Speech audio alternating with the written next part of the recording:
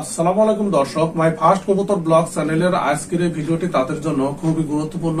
আপনারা যারা ভারত এবং বাংলাদেশের পাটের ব্যবসা করে থাকেন, প্রিয় দর্শক, আজকের এই ভিডিওর মাধ্যমে আপনাদের জানানো হবে ভারতের বিভিন্ন জেলার পাটের বাজার দর সম্পর্কে আপডেট। তাই ভিডিওটি সম্পূর্ণ দেখতে থাকুন, তাহলে আপনি ভারতের বর্তমান পাটের বাজার দর কেমন চলছে সে সম্পর্কিত একটি পরিষ্কার ধারণা পাবেন। প্রিয় দর্শক, ভারতের TD5 পাটের বাজার দর, অর্থাৎ ভারতের যে পাটগুলো উৎপাদিত হয় তার মধ্যে কিন্তু সবচেয়ে বেশি পরিমাণে যেটি থাকে সেটি হলো TD5, এবং যার কারণে মাই ফার্স্ট কবুতর ব্লগ চ্যানেলটি আপনাদের সামনে সবসময় TD5 পাটের বাজার দরটাই উপস্থাপন করছে। প্রিয় দর্শক, এখন বাংলাদেশের সঙ্গে যদি তুলনা করা যায় তাহলে TD5 বলতে বাংলাদেশের যেটা লো মাজলা এই কোয়ালিটির পাট কিন্তু বা এই কোয়ালিটির পাটের বাজার দরটাই আপনাদের সামনে উপস্থাপন করছে।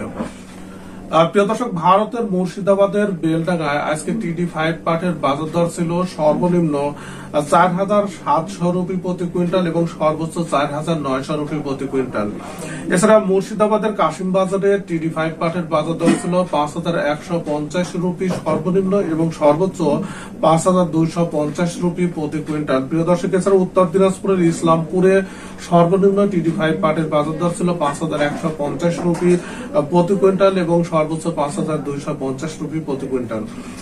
প্রিয় দর্শক, এছাড়া উত্তর দিনাজপুরের রায়গঞ্জে আজ সর্বনিম্ন পাটের বাজার দর ছিল 5,200 রুপি প্রতি কুইন্টাল এবং সর্বোচ্চ 5,250 রুপি প্রতি কুইন্টাল।